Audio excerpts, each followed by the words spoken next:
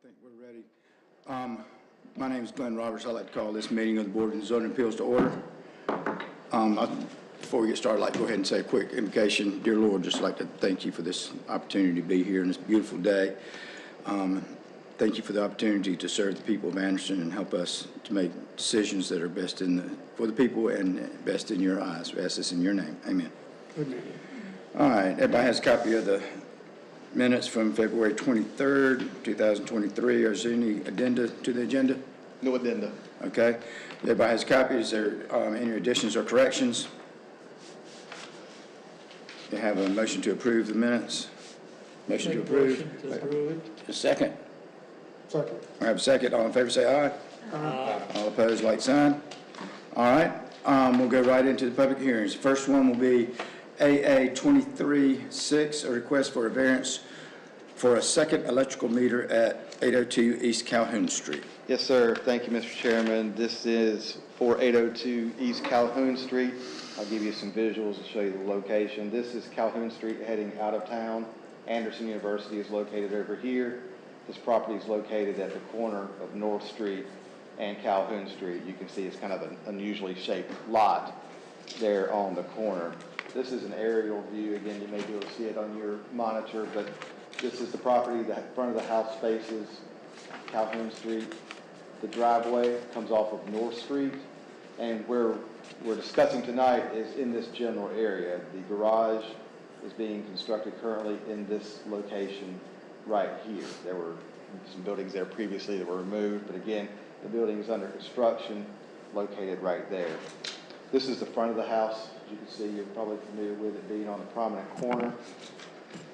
This is the rear of the house where the driveway comes off of it. The construction is taking place back here where you see back of these construction vehicles. Some historical photos. A few weeks ago it looked like this. This was a foundation that was poured.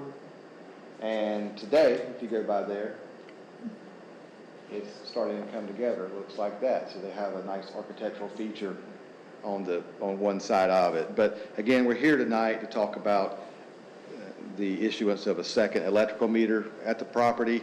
As you know, we've seen a few of these lately, but per the Anderson City Codes, single-family properties may only have one electrical meter on the property. And the reason why this ordinance is in place, the council passed it years ago, is to discourage the conversion of houses and accessory buildings, buildings like that into multifamily units or for commercial purposes. So the code does indicate, though, that in certain instances, the Board of Zoning Appeals may grant relief from that provision when there are hardships met. And the applicant is requesting a second power meter on this detached structure. It's nearing completion, as you can see. The building is 406 square feet, and it will be used solely for garage and storage. There's no intent to use the building for residential purposes, and we've made that clear. According to the applicant, the service on the house has been upgraded recently to its maximum capacity. Therefore, it cannot handle any further load, so that's why they're asking for the separate power meter. Other than the hardship being with the service being at its maximum capacity, sometimes we see the fact that a building might be a couple hundred feet away from the meter or something like that. In this case, there's no topography or distance constraints on the site.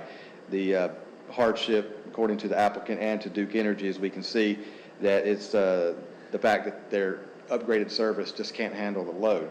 In your packet, we have some justification from Duke Energy, him stating that the outside panel does not have enough room to add the load to the garage. So that's the report from staff. The applicant is also here if you have any questions for them regarding their request. Okay.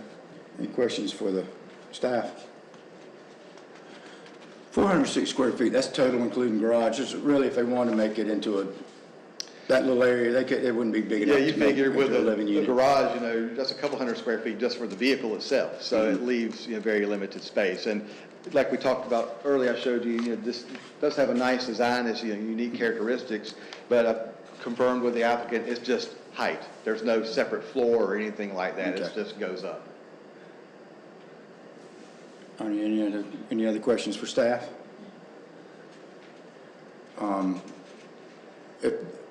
Do you have, anybody have questions for the applicant? If you'd like to stand up and state your case or anything, you're more than welcome to. Just, if you just walk up to the, if you don't mind walking up there and read your, and state your name for the record. Okay. Michelle Liggett, retired Navy. I've been here since 2004.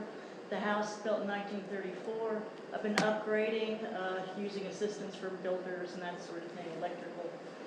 I've reached my max. I can't put any more load on the house. The fear is I'm lying in bed and it overloads and the house just goes up in flames. I've already had the workers try to put cords in the house while they're doing their work. Everything shuts down. I've got 2 HVACs, 2 tons, one on the second floor of the house, one on the bottom. Because in 1934, when they built the house, later they decided to make the second floor livable, but they didn't put any HVAC in the house at all.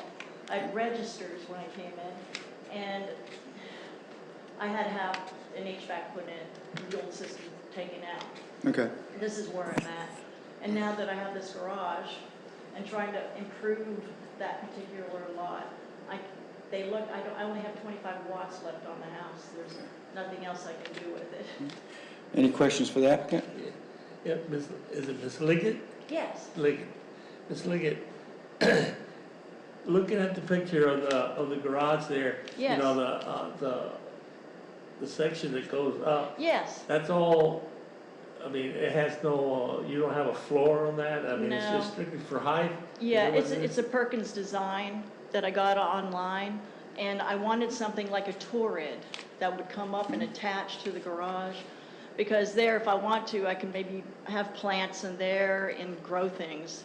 But I have tools too, and I'd like to have someplace out of the basement of the house and maybe bring them over to that section, so I have a workstation. That would be good too, and, you know, area for more storage. Well, Yeah. ma'am, I'm gonna be really honest with you. Today, you probably won the lottery, okay? And I'll tell you why. Because normally, these second meters for these garages and additions and stuff, we frown on it. We've had a lot of them lately, and sometimes when we do approve something, it has a tendency sometimes to come back and bite us, okay? Because people go ahead and rent it for an apartment or something like that. I don't think you can do that with this. No. And the fact that you have Joshua Rogers, the engineer from Duke Energy, sent you that little note, Yeah, and that was the winning lottery ticket right there, as far as I'm concerned, okay? thank you, sir. I have no questions, Mr. Chairman. Okay. Any discussion amongst the board? Want to make a motion? I have a motion that we approve this Variance? ordinance. Okay. We have a motion to approve the variance. Do we have a second? Second. Have a second. All in favor say aye. Aye. All opposed, like sign. All right. It's passed. Thank you very much. Thank you. Appreciate it. All right, we'll go into the second item is AA 23-7, a request for a variance from sign guidelines at 800 North Fant Street.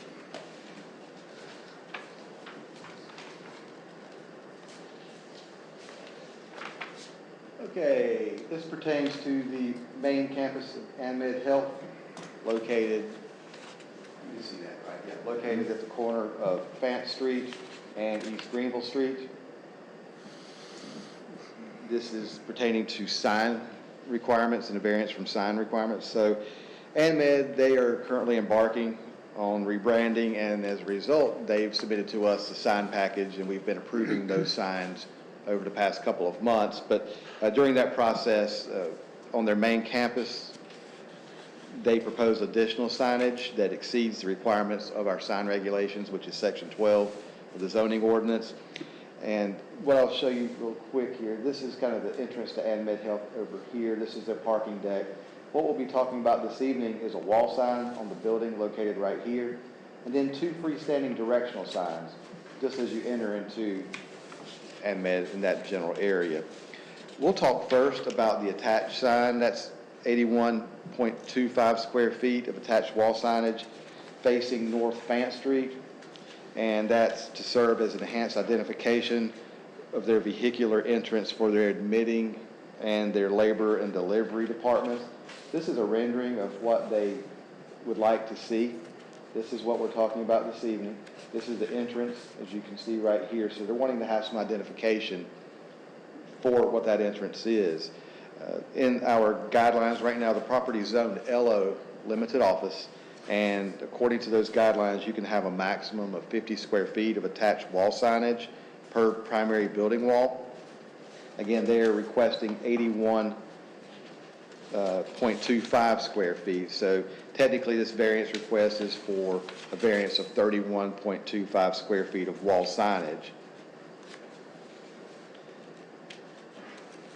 This will give you a little bit closer perspective of what they're looking to do. Let's see here. This shows the AdMed portion here. It's 12 feet 6 inches in length, and each section is 2 feet in height.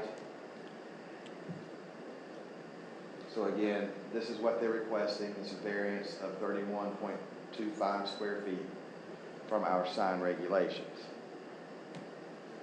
The second piece to this is that they are wanting approval for 2 interior directional signs, and that's for their vehicular and pedestrian traffic. The 2 signs, one is 49.8 square feet, and the other one consists of 31 square feet.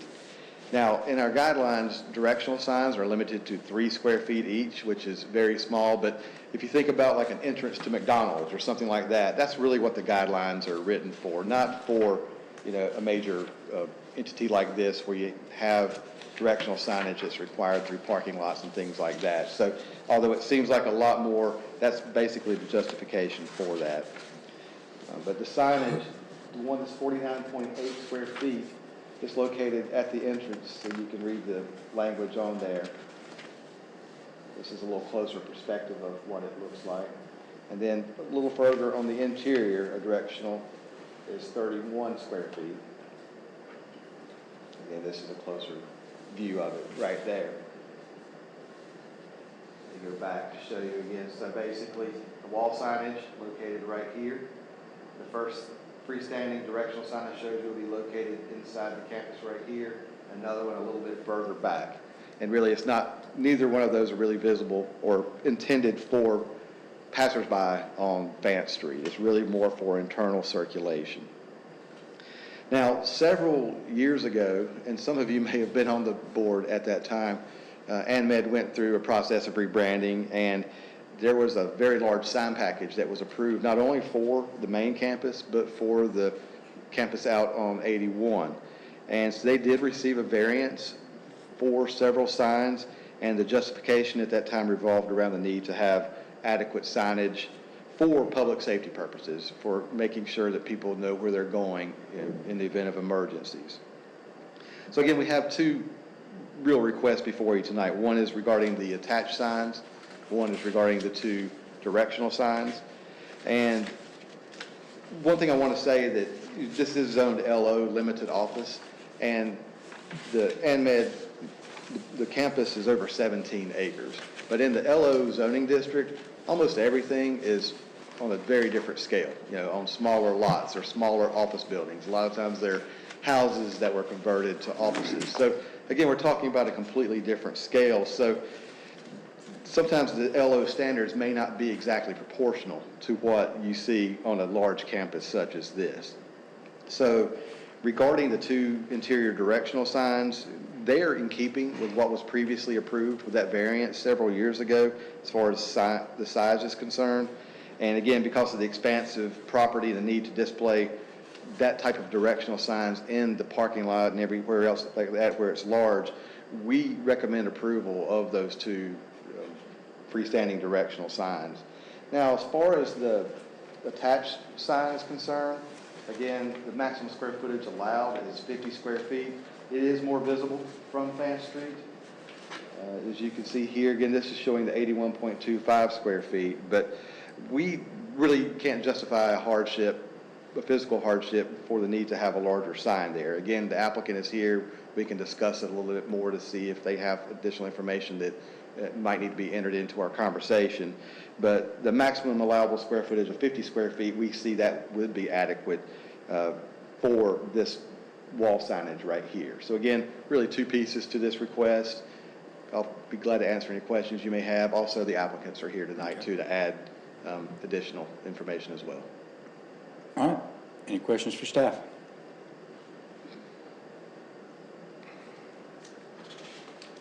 Okay, then, if nothing for the staff, if the applicant would like to come up and state their case or take some questions? It's all right.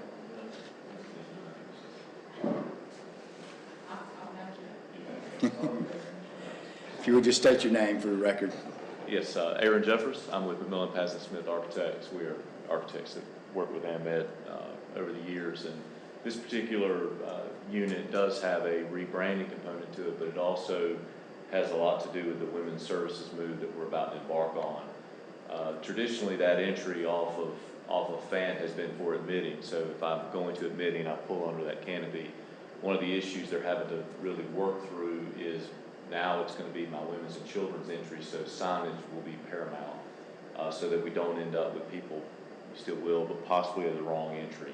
So those two blue marks that you see, we've had a study run to look at the size of the text. We can't really get much smaller because it tends to muddle as I'm going to be looking at it from an angle. Once again, it is rebranding. They are going through that, but this particular wall sign is going to be sort of really one of the key entry changes that will happen with this facility as they now bring their services from the north campus over to this one as well. Okay, any questions for the applicant? No, sir, if I could say something, Mr. Chairman. As a senior citizen myself, I need all the signs around AMED that I can get. And my wife would appreciate it too if she has to take me there. You know. So I am 100% in favor of what they're trying to do here. Okay.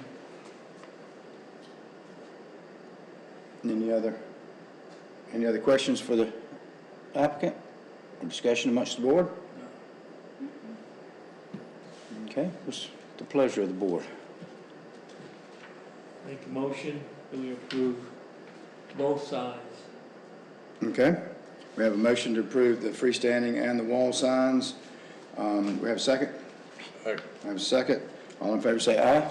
Aye. All opposed, like sign. Okay, they're approved. Carry on.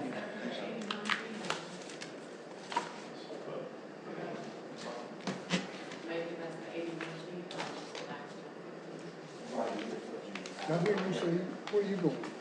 I'm going down to Charleston, but let me get out of this first, make sure we don't have anything else we need to talk about.